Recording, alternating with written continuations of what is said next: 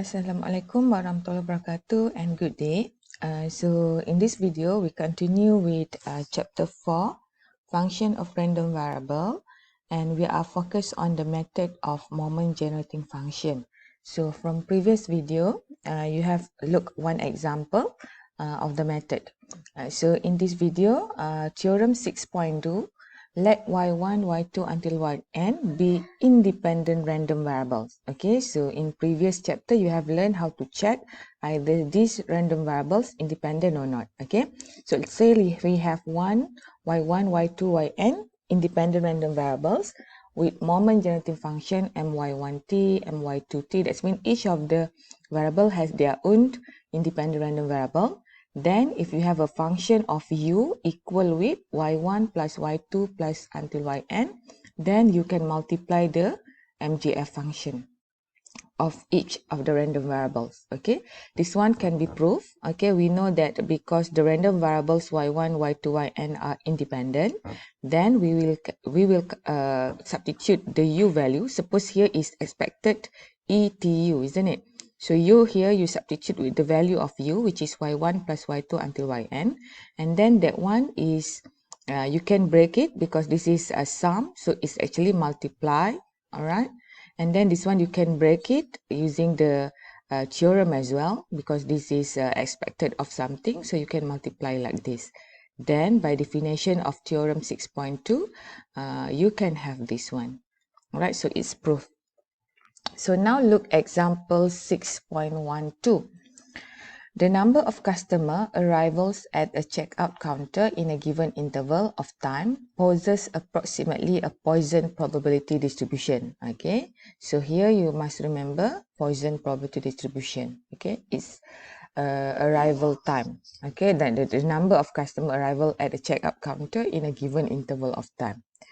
So this one you can look section 3.8. Actually, we learned this in chapter 1. Okay, if y1 denote the time until the first arrival, y2 denote the time between the first and the second arrival, and yn denotes the time between the n minus 1s and n arrival. So you can see that y is a follow Poisson distribution between the interval of time. Okay, if the first one should be the first and the second lah, isn't it? And then the y2 is between first and second, and then yn is the last from n minus 1 until n. And then it can be shown that y1, y2, yn are independent random variables with the density function for yi given by this equation. So if we look this density function, this is Poisson, this is not Poisson, this is actually exponential, if I not remember. Yes, exponential. All right.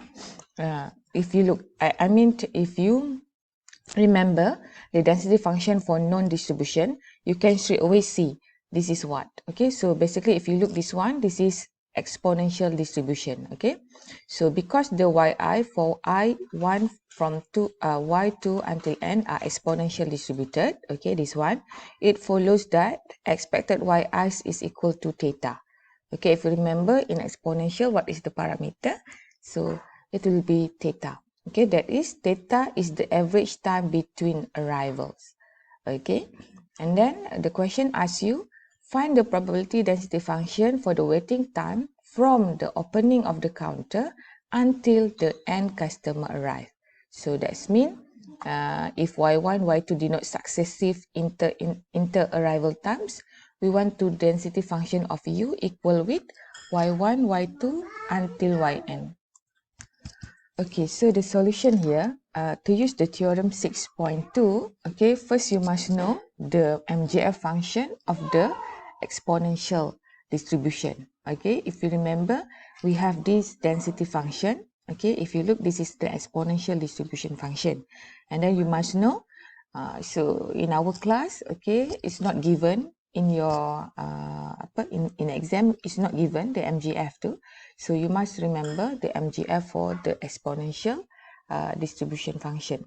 Okay, so for the MGF yi, whereas I from 1 until n, okay, because we have u equal to y1 plus y2 until yn. So each yi is follow exponential distribution with mean theta. So this is the MGF for the exponential. Okay, y minus theta t power of -1. Or this one, some of you will write 1 over 1 minus theta t like that. Okay, this one lah.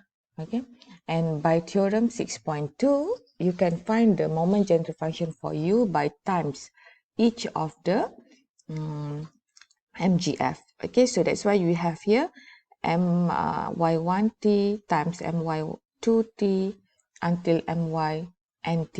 Okay, so then here you will have the same thing here. Okay, 1 minus theta t -1. So this one you have how many? Until n, isn't it? So finally you will get -n. Okay, so this is the moment generative function of a gamma distributed random variable with alpha equal to n and beta equal to theta. So there is, if you remember in chapter 2, okay, from gamma distribution we can have exponential density function. We also can have chi-square density function. Okay, and then we with gamma, okay, it can be many distribution function can be occurs by certain value of alpha and beta. So in this case, you can see that this is become gamma distribution, okay, because we have power -n. Okay, exponential you only have power -1. So when we have n of exponential MGF, it become gamma distributed random variable. So here you can compare with the gamma distribution MGF function. Okay, whereas here you can see this is your beta and here is your alpha. So that's why theorem 6.1 implies that you actually follow gamma distributed. So therefore the density function for you it's become gamma. So that's why here is gamma and beta. Suppose this is beta, isn't it? But in this case it's theta. So theta power alpha times u power n minus 1. Here actually alpha minus 1 exponent negative u over beta. Alright, if you compare this one with the gamma distribution, the parameter is like this lah. Alright. Okay, now we move to theorem 6.3. Okay, in theorem 6.3, let y1, y2 until yn be independent. Okay, normally distributed random variable with expected yi equal to mu I and expected variance yi equal to sigma square I. So you remember, if we have normal distribution function, our expected of yi will be mu, our variance expected y will be sigma square. So since we have y1, y2, yn, so each of these random variable follow normal distribution function. So you will get the same expected y, this is expected mean, and this is expected variance, okay, for I from 1 until n. Then let a1, a2 until an be a constant, okay.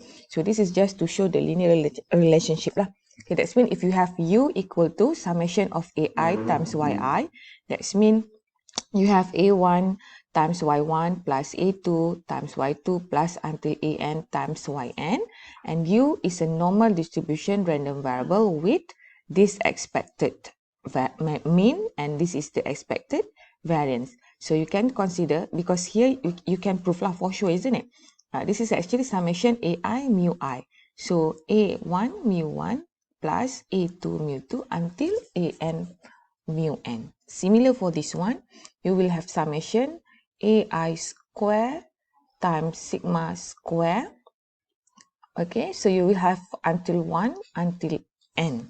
So this one can be proved. Okay, so how to prove? Here. So because yi is follow normal distribution with mean mu I and variance sigma square I, so yi has this moment generative function. Okay, so again, the moment generative function you must remember, okay, for non-distribution. So you can see we have exponent mu I t plus sigma I square times t square over 2. So recall that this exponential here, inside here, is a more convenient way to write like this lah. This one like this, okay, when the term in the exponent is long or complex. Okay, this one is better to use instead of this one because inside here is too long or complex. Therefore, AI times yi has moment generative function given by this one. Okay, because you can see when we have here is u, which is AI yi. So you can substitute the power of exponent tu tu, instead of tu you have t AI yi. And then you will have this one, okay, because from previous theorem. And then the exponent, it become the moment generative function is become mu I AI t. Instead of mu only, now you have AI because the constant. And then at this part also, you will have constant AI square times sigma square I t. Okay, t square divided by 2. So because the random variable yi are independent, so since it's independent, then you can times, all right, based on theorem 6.2. That's why MUT, it become MA1Y1 T times M moment lah. M is moment. Okay, moment A2 Y2 T and so on. So that's why when you multiply this moment generative function, okay, this is for 1, then you have for 2 until for n. So this one you can have summation of AI mu I t. Okay, t is not summation lah, because t only t. We only have a1. We only have ai times mu I. So that's why I can be 1 until n, because we have until n, plus t squared 2. Okay, this one you can bring out from here. Summation of ai squared times sigma square. Right, so here you can see that U has a normal distribution, but instead of mean mu, now our mean is summation ai mu I, and the variance is summation ai square sigma square I. All right, so you should understand this is the theorem. Okay, how to prove is like this lah. Actually, it's just use the concept. Okay, theorem 6.2 and other knowledge that you have learned in previous chapter. All right, so now we try look at theorem 6.4. So in theorem 6.4, let y1, y2 until yn be defined as in theorem 6.3 and define zi by this equation. Okay, so you can see that theorem 6.3, you consider this y1, y2, yn follow normal distribution. Okay, and then we have this z equal to y minus mu I over sigma. If you look this, similar, it's quite similar with central limit theorem. Okay, all right, so I from 1 until n, then the summation of zi square has a chi-square distribution with n degree of freedom. All right, so if you have this kind of situation, and then the zi equal to this one, so the summation of zi square follow chi-square distribution. So how to prove? So this is how to prove, because we know that y1 until yn follow normal distribution with mean mu I and variance sigma I square. Then the result of example 6.110 implies that zi follow normal distribution with mean 0 and variance 1. Okay, if you remember our example in previous video, this zi follow normal with mean 0 and variance 1. And then from example 6.11, we have that zi square is a chi-square distributed random variable with 1 degree of freedom. Therefore, our moment generating function for zi square will follow this one. All right, it's a normal distribution function, but you can see we will substitute mean equal to 0 and variance equal to 1, then you have this one. Okay, then from theorem 6.2, let's say v equal to summation I equal to 1 from 1 until n, and then you have zi square. Then this one you can multiply because each of the variables is independent. All right, and finally you get this one because you have n independent random variable. So here you have negative n over 2. So because the moment generative functions are unique, so V has a chi-square distribution with n degree of freedom. So noted here, okay, if n independent standard normal random variable are squared and added together, the result sum has a chi-square distribution with n degree of freedom. So in this case lah, you can see that you have z square and then it's sum of z square. So it become chi-square distribution with n degree of freedom. So if you look in from previous, we have only z square. So that one is follow chi-square random variable with 1 degree of freedom. Okay, and we have if zi only, it's follow normal distributed with mean 0 and variance 1. Okay, all right, so in this subtopic, okay, we are focused on moment generating function. So this is the summary of the moment generating function method. So let's say you have u, a function of random variable of y1, y2, yn. First, you should find the moment generating function for u by using moment generating ut ni. Alright, so you know this one actually what? Expected ETU. Okay, instead of y before we have ETU. And then you compare this moment generating function with other well-known moment generating function. Okay, usually when they give you a question, it will give you quite similar, okay, with well-known moment generating function.